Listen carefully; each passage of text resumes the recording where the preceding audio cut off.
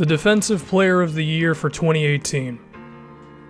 Well, this previous season it was Draymond Green, and the two before that one it was Kawhi Leonard. And I think the top three defenders in the league would be those two, as well as Rudy Gobert, the center for the Utah Jazz.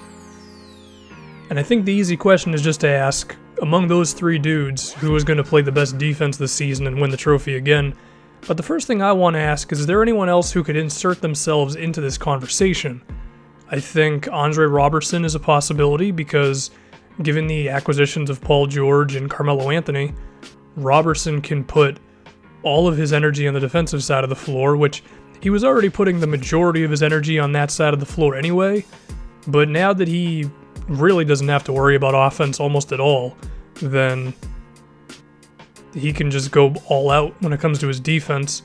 Sure, he's still going to, have to deal with sometimes the opposing team leaving him open or wide open for three-pointers and stuff, but I think he'll be okay. There's also Avery Bradley, I think is interesting because he's on a contract season. He just got traded from the Celtics to the Pistons, so he might be feeling kind of motivated. And given that the Pistons' other guy is Reggie Jackson, that means Bradley a lot of the time is going to end up on the better backcourt player of the other team. Gives you a lot of opportunity to show off the defense, if you will. I think the one thing that does hurt Bradley, though, is that he is, 6'2", 6'3", so no matter how good you are defensively, at a certain point, guys are just too tall and too strong, and that can hurt him because if you're looking at Kawhi Leonard, Kawhi can defend almost anybody. Power forwards through point guards, Draymond can defend everybody, and then Gobert is a masterful rim protector. So there is a bit of a drop-off with Bradley. I think a similar thing could be said for Chris Paul, why it's kind of tough for him to win the award as well. But if I go back to Roberson, Roberson is going to be defending the best player on the other team probably every single game. It would probably go him on the best dude, Paul George on the second best guy, Westbrook on the third best guy, Melo on the fourth. You get what I'm going at. So as a result, Roberson, he's going to have all the opportunities. The other one I want to talk about is Anthony Davis. He was great last season defensively when the Pelicans had him at the center position because it allowed him to kind of free roam a little bit more. Now, of course, they have DeMarcus Cousins, which means Davis at the power forward position is probably going to be chasing around fours, and maybe he'll be a little closer to the perimeter on defense. And while I still think he can be pretty good at that stuff, I don't know if he's an elite defender when he's asked to do that rather than just defend around the basket. We're going from, in my opinion, the fourth best defender if he's at center to maybe the seventh or eighth, maybe ninth, I don't know, if he's on the power forward spot. And that sort of a drop-off would mean you're probably not going to be in the discussion for Defensive Player of the Year.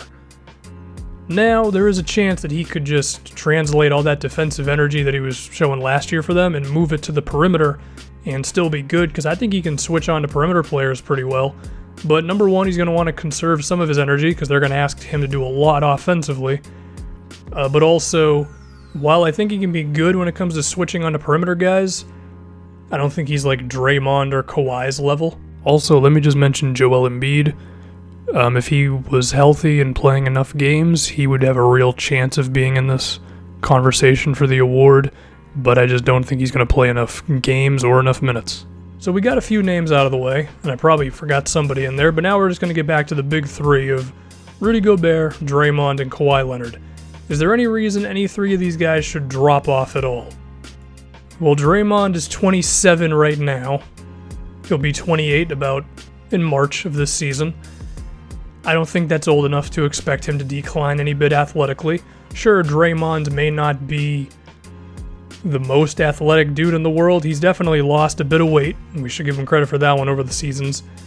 So I don't think there should be much of a drop-off for him, and the amount of energy he puts in on defense, given that offensively he doesn't have to shoot the ball too much. He's more of a playmaker, and he'll take shots when he's open. Means Draymond's defense should be good to go. If we look at Kawhi Leonard, San Antonio asks him to be the number one option offensively, and that's tough to do while also maintaining the defense that you want Kawhi to play.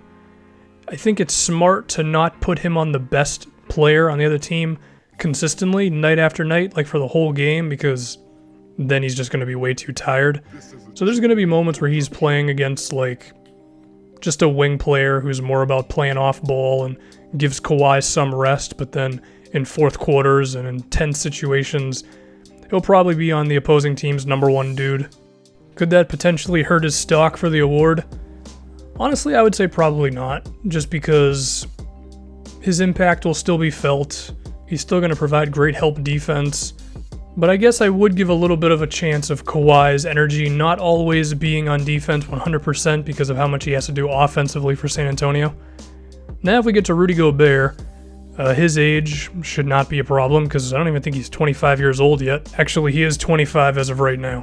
Defensively, he's still going to be himself, which is the great rim protector, and he's gotten to a point where he's pretty solid when it comes to defending outside of the paint. So when you're elite at defending around the rim and then you're good at defending outside of the paint, then, I mean, you're Rudy Gobert. He will probably use a bit more energy offensively this season because he has to, because they don't have Gordon Hayward anymore. So as a result, the offense for Utah, at times it's going to be kind of grindy. They are going to win some games like 101-99, those sort of games. But I think the big thing with Gobert will be if he just gets more rolls to the basket. But I think another thing is how many defenders Utah has. Ricky Rubio is a good defender. Joe Ingles is good. Rodney Hood is good enough. Derek Favors, when he's healthy, is really good on defense. Thabo Sefolosha is still very good off the bench. Donovan Mitchell seems pretty good as a rookie. Quinn Snyder knows how to coach a defense. So Gobert is not just going to have to carry all of the load on defense. Like, there's going to be times when the Jazz just do a good job of not allowing guys to actually get to the paint, which means Gobert is not going to have to go 100% every single possession.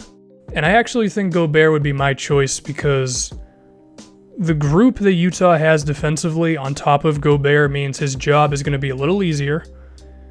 I don't think his offensive responsibility is going to be to the level of like Kawhi's is. And I think Utah is going to be the best defensive team in the league, or top 2 or 3, and he's going to be the big reason for it. And I think he's going to be rewarded with Defensive Player of the Year. But of course, Draymond and Kawhi, those two definitely have a chance, and the other guys I named earlier. But my pick is going to be Rudy Gobert ultimately.